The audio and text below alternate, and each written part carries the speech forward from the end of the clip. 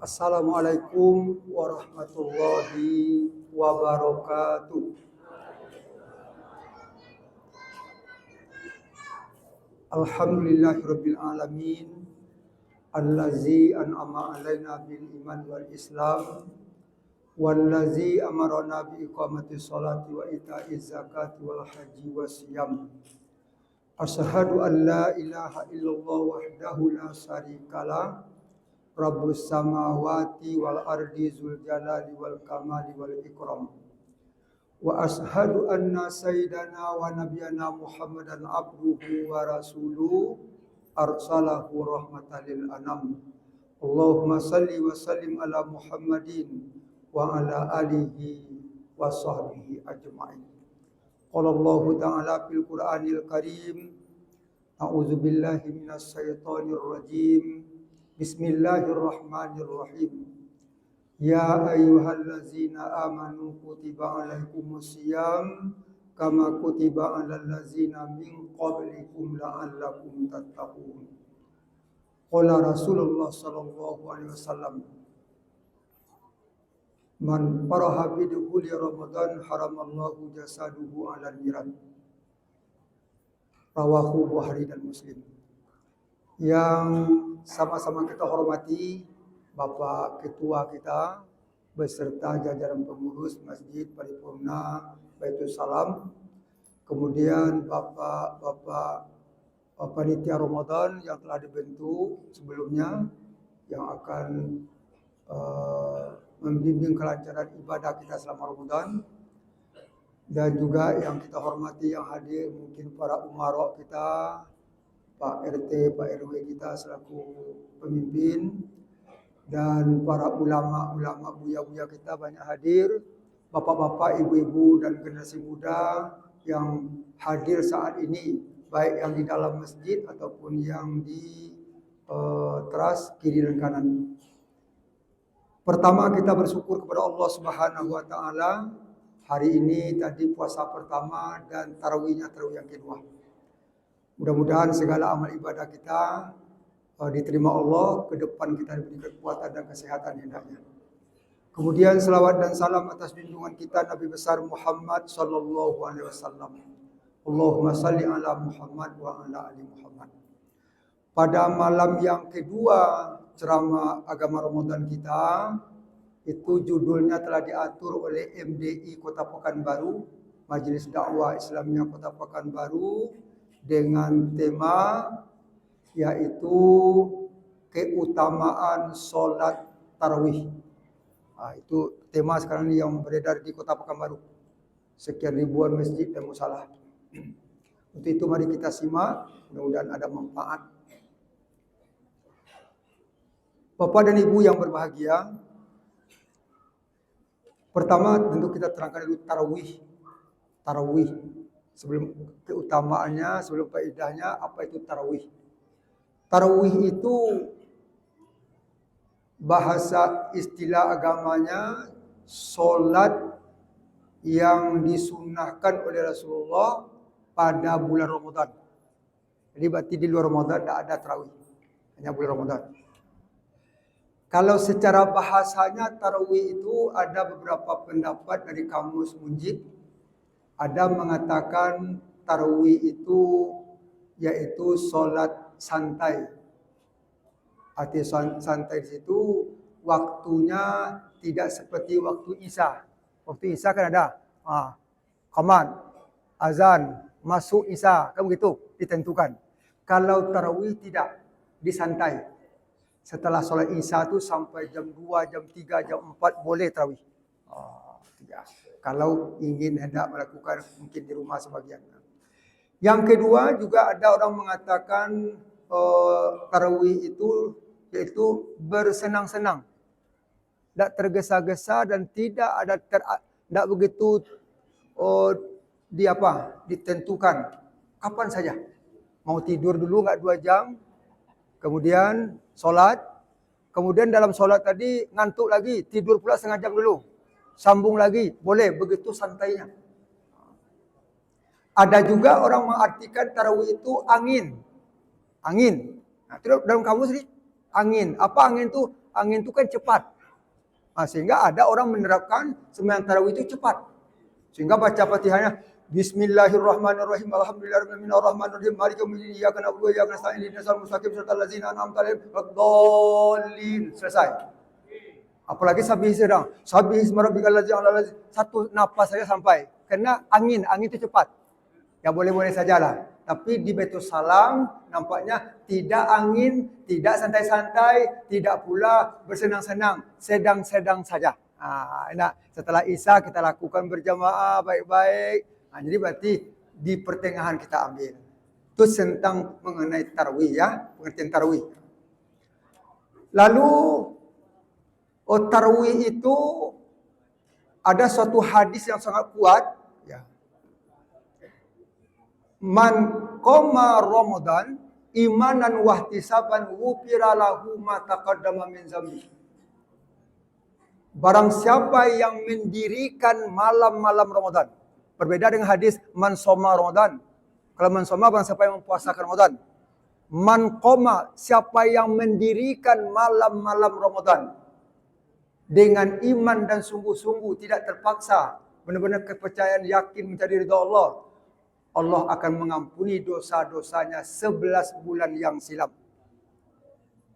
Ditambah di ujung kalimatnya oleh Nabi, waladathu ummuhu, seperti anak yang baru dilahirkan. Begitu besarnya pahala mengenai tarawih itu. Nanti akan kita terangkan agak berapa macam. Itu secara umum pengertian keutamaannya. Kemudian yang kedua, tarawih itu ada hubungan erat dengan puasa kita. Tarawih tidak akan ada kalau tidak ada puasa, Pak. Mana ada orang sembahyang tarawih bulan Syawal? Ada enggak? Bulan Rajab ada. Kalau ada berarti tidak tahu kaji itu. Tarawih hanya bulan suci Ramadan. Karena ada erat hubungan dengan Ramadan. Kemudian, apa kata Imam Al-Ghazali? Dalam kitab Ihya Ulumuddin. Di sana dikatakan, puasa as-saumu itu adalah ibaratkan seekor burung. Yang indah, yang bagus. Ya. Kemudian tarawih itu adalah ibaratnya sayap dari burung itu. Kopak. Burung kalau sudah pakai sayap, bagus sayapnya, dia akan merdeka kemana-mana dia pergi. Mencari makan. Mau ke Jawa bisa juga tuh bang. Mau ke Baitul Salam bisa juga. Mau ke Pasar Kaget bisa juga. Mau ke Mall SKA bisa juga dia. Karena dia pakai sayap. Lalu orang yang berpuasa Ramadan tapi diabaikannya sholat tarawih. Tidak sholat tarawih. Karena dia berprinsip tarawih itu sunat. Sunat itu artinya dikerjakan berpahala. Tidak dikerjakan tidak berdosa. Maka sama dengan burung yang tidak pakai sayap. Apa yang terjadi? Kalau burung sehat tapi tidak ada sayap, dia tidak bisa terbang. Paling-paling kiri kanan situ aja. Paling-paling jauh ke rumah RT paginya. Katanya tidak bisa. Atau bahasa medisnya kita ambil nih. Berarti orang yang berpuasa tidak melakukan salat tarawih atau mengabaikan sama sekali, maka sama dengan burung yang sudah dihinggapi oleh stroke. Stroke. Dia tahu apa stroke? Budi dia tahu stroke tu. Lain. Ciri-ciri stroke tu lah, makan banyak juga, piti tangan aja pun mencari tak bisa lain. Itu stroke tu. Ini coba bayangkan. Oleh sebab itu ayah dan ibu saya, jangan kendurkan Ramadan ini dengan tarawih di malam hari. Walaupun sunat, tapi sangat menentukan antara burung dengan sayap, antara asap dengan api. Tak bisa dipisahkan. Kemudian manfaat, masuk kita kepada isi judul. Manfaatnya apa?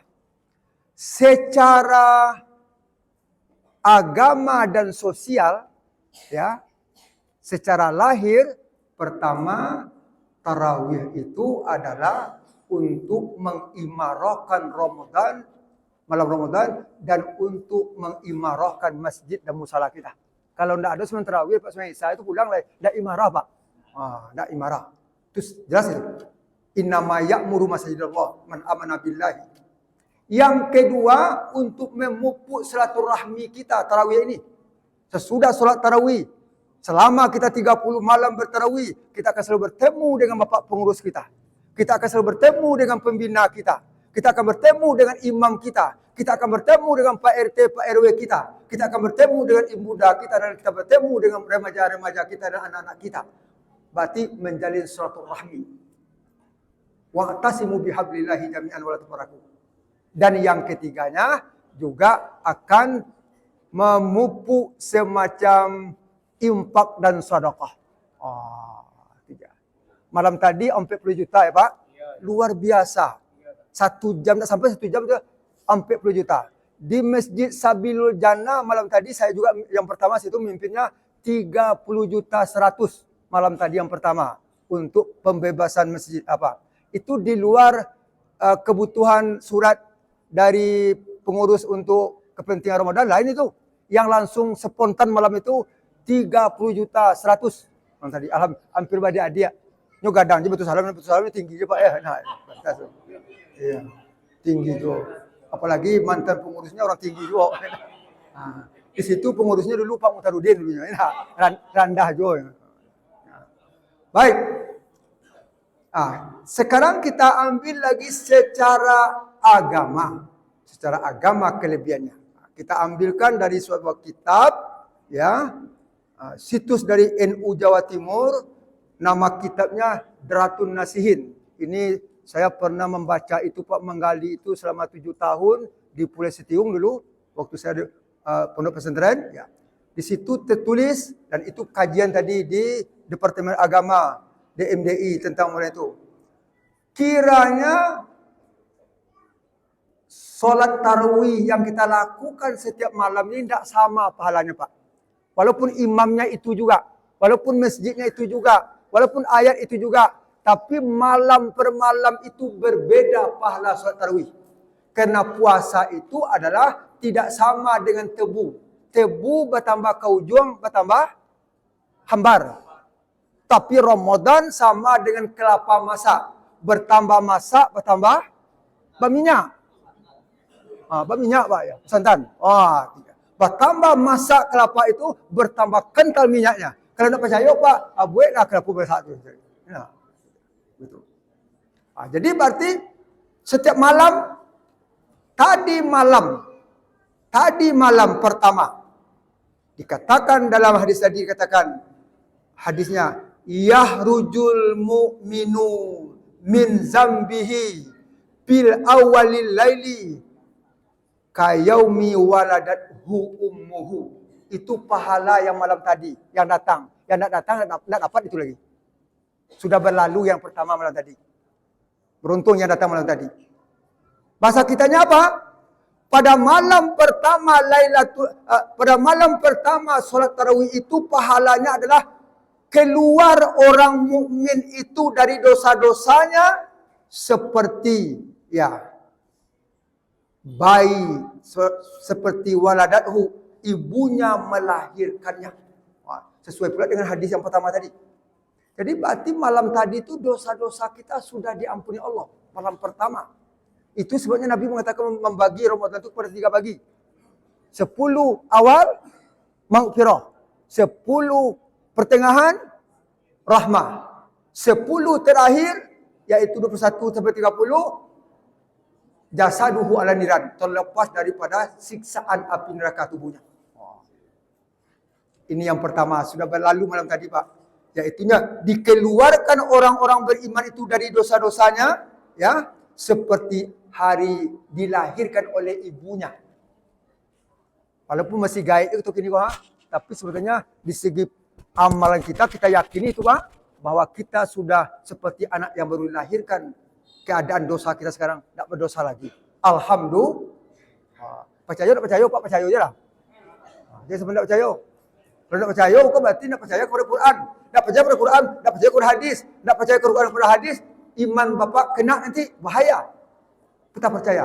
Karena kata yang disampaikan ini adalah berdasarkan Al-Quran dan hadis, tidak dibuat-buat. Satu. Yang kedua, malam ini, beruntung bapak saya. Tadi Pak Ketua agak tersanggah, pokoknya seketik orang tak seketik, Pak, di luar aku banyak, Pak. Nah, cuma ingin nak rokok-rokok, ingin nak bersantai-santai. Karena masjid kita ya agak singin santai, karena solat yang kita lakukan, solat santai. Bukan solat apa. Alhamdulillah. Ramai. Saya lihat itu. Ramai. Alhamdulillah. Malam ini, malam yang kedua solat tarawih kita, pahalanya adalah wa fil laili saniya yaghfirulahu wala abawaihi in kanat mu'minin. Siapa yang solat tarawih malam kedua, ini malam kedua nih, Allah akan mengampuni dengan solat tarawihnya tadi dosa ibu dan bapaknya, dengan syarat ibu dan bapak yang meninggal itu atau yang hidup itu beriman kepada Allah, artinya orang beriman. Jadi berarti malam yang kedua kok Pak, pengabdian kita kurang tua kita kok. Tanpa bapak lihat kemarin ini ke kuburan, tak pergi Pak ke kuburan itu, tak pergi ke sana. Tapi malam hari ini bapak sudah membuat suatu jasa yang luar biasa kepada ibu bapak kita dengan solat tarawih malam hari ini. Alhamdulillah. Wah, itu dia. Kan berbeda tuh. Kemarin yang sekarang. Besok malam yang ketiga lagi insya Allah. Jangan kendur. Sebab kadang-kadang kenapa disampaikan ini Pak? Karena kita ini kadang-kadang sembahyang tarawih kan ada pula orang rajinnya malam pertama, kedua, ketiga sampai 10. Betul-betul ramai di mana-mana penuh. Tapi sayangnya kadang-kadang malam ke-11 mulai kurang. Nang ke-12 mulai jarang. Nang ke-3, 4, nang ke-15 mulai lapang. Nang ke-20 tinggal datuk tukang obang. Nang ke-29 benar-benar lengang. Jangan itu. Saya mohon kepada jemaah saya, orang tua saya, Masjid Baitur Rahman yang paripurna yang telah dibikin seindah-indah ini oleh Pak Pengurus kita. Fasilitas Baitur Salam, yang sudah dibikin indah, paripurna itu kan sempurna dalam peralatannya. Tikarnya seperti Raudatul Jannah. Raudah itu Pak, kalau Bapak pergi ke Madinah, so untuk ikut apa ini Pak? Tikarnya juga. Kemudian peralatannya sudah cukup. Tidak lagi kipas angin, tapi AC, alhamdulillah. Tidak ada. Tempat beruduk kita benar-benar sudah sempurna. Tinggal lagi mau tidak mau jamaah, itu urusan mereka lagi. Jadi oleh sebab itu ibu bapak, jangan tinggalkan setiap malam. Ya, kita ramaikan. Malam yang ketiga apa yang terjadi? Besok? Malam besok nih? Ingat sajalah. Malam besok pahala tarawih, kata Rasulullah, ya tadi maliku min tahtil arsi istanibu amali ghafarallahu ma taqaddama min zambi. Hadis dalam kitab Ratun Nasihin. Artinya, pahala solat tarawih malam yang ketiga adalah menyeru, mendoa malaikat-malaikat yang ada di Baitul Ma'mur. Lah pernah ke Baitul Ma'mur? Nak Baitul Ma'mur hadis itu loh. Nah, Baitul Ma'mur tu Pak waktu Isra Mi'raj Nabi Muhammad setelah dia sampai ke langit yang ketujuh, naik lagi sedikit ke Baitul Ma'mur. Di Baitul Ma'mur tu apa yang terjadi? Kiranya di situ ada Ka'batullah, Ka'bah tempat tawafnya para malaikat yang setiap saat, setiap detik tidak pernah kosong seperti di Mekah juga. Tapi tidak awak dan tawaf itu Pak, malaikat. Datang Jibril dengan pengikut-pengikutnya, Israel pengikut-pengikutnya, termasuk yang mencabut nyawa pengikut-pengikutnya. Dia tawaf sampai kiamat tak akan berhentinya. Maka dalam hadis tadi menyeru malaikat itu apa serunya? Hai ya Allah, ampuni dosa-dosa orang-orang yang terdahulu dan orang yang sekarang, dosa-dosanya yang telah berlalu, tidak saja 11 bulan, tapi bertahun-tahun yang akan datang, bertambah seru pahalanya. Itu yang ketiga. Jangan abaikan nanti. Kalau Bapak tidak datang bulan ketiga, Bapak tidak akan dapat ini. Hanya yang pertama, kedua tadi dapat. Itu dia. Terus kita lagi. Yang keempat. Malam keempat, tarawih kita. Ya, insyaAllah. Ya. Lain lagi pahalanya. Orang yang melakukan solat tarawih malam yang keempat, puasa di siang hari, maka pahalanya lahu minal ajri misla qara'ul Taurat wal Injil wal Zabur wal Quran.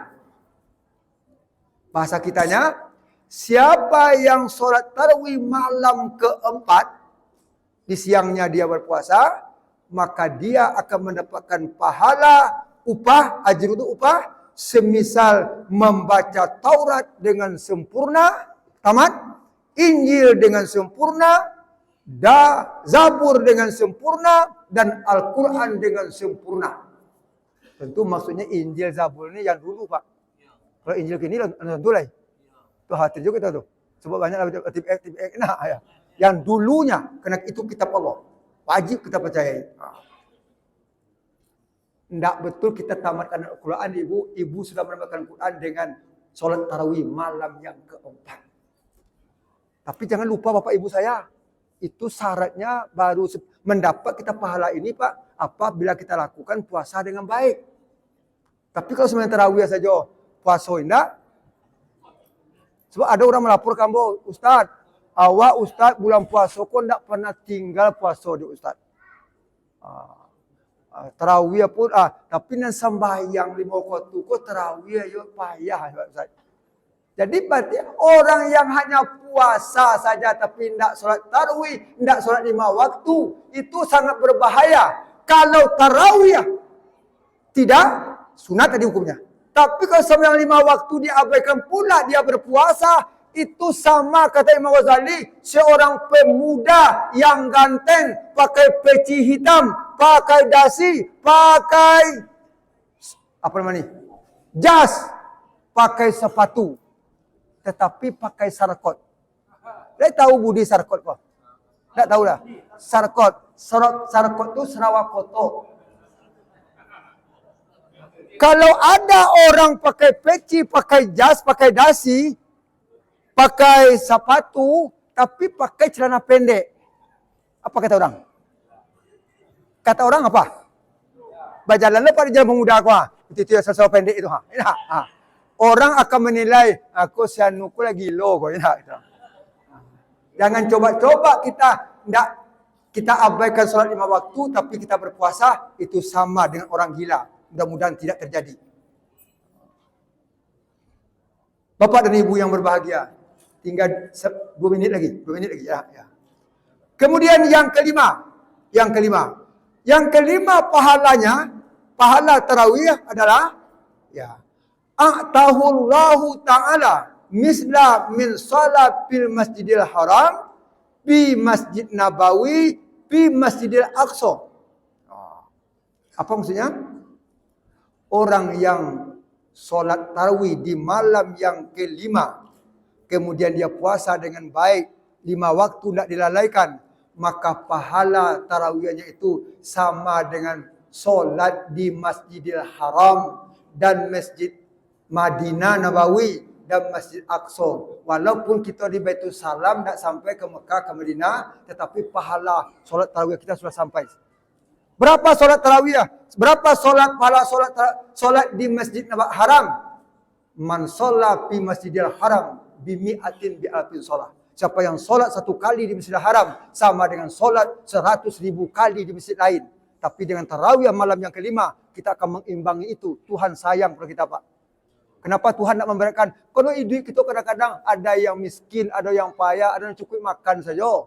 Ada yang lebih-lebih, betul. Maka Tuhan tu memberikan keadilan kepada kita. Jadi ibu saya yang enggak kurang, boleh mahal, lado mahal. Enggak usah kecewa. Bapak telah mendapatkan pahala sebagaimana pahalanya orang-orang yang mempunyai duit yang banyak, bisa ke Mekah, bisa ke mana-mana. Alhamdulillah. Hadirin hadirat yang berbahagia, saya rasa panjang kaji ke-30-nya berbeda Pak. Tapi nanti lain hari nanti akan disampaikan mungkin oleh usaha-usaha kita. Dan cukup hari itu sampai 5 saja yang saya terangkan. Akhirnya mari kita tutup. Saya ini mohon kepada Bapak, masih dalam keadaan berlinang air mata kerana kepergian orang tua saya, meninggalkan anak 6 orang, ya. Jadi tapi Bapak alhamdulillah dengan doa-doa Bapak saya diberikan kesabaran oleh Allah, ya. Diberikan kesabaran. Mudah-mudahan almarhumah istri saya Sufia binti Muhammad Yusuf bisa mendapatkan husnul khatimah. Saya bangga, saya sampaikan kepada anak saya bangga juga dengan kepergian dia. Saya rasa husnul khatimahnya ada tanda-tanda 3 macam yang saya peroleh.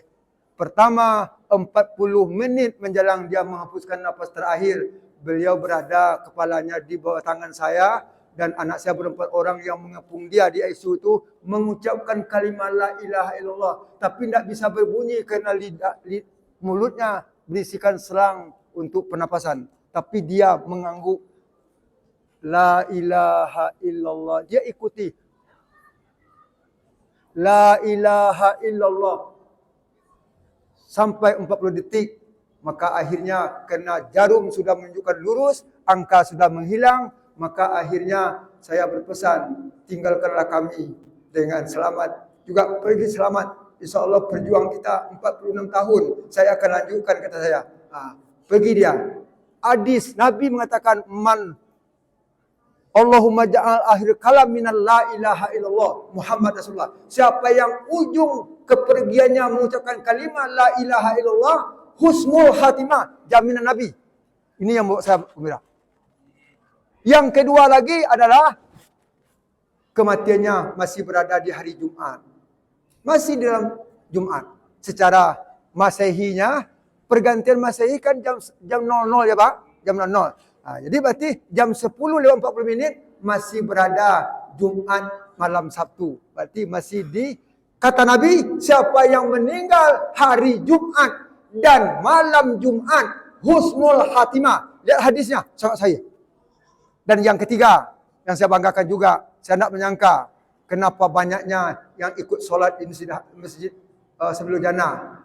Prediksi saya tidak kurang dari 100 orang untuk mensolatkan di saat itu. Kata Nabi, siapa yang mensolatkan satu mayat sampai 40 orang, wa yunajji min azabil qabri, terlepas dari azab kubur. Sekarang tidak 40 orang Pak, 100 orang. Alhamdulillah. Termasuk juga Bapak ada yang hadir di sini, jemaah saya di Baitul Salam ini. Dan Bapak-bapak yang telah mendengarkan berita itu, membacakan innalillahi, pertolongan Bapak kepada saya. Alhamdulillah. Terima kasih Bapak Ibu. Mudah-mudahan selamat dunia akhirat dan bertemu nanti di surga bersama-sama. Assalamualaikum warahmatullahi wabarakatuh.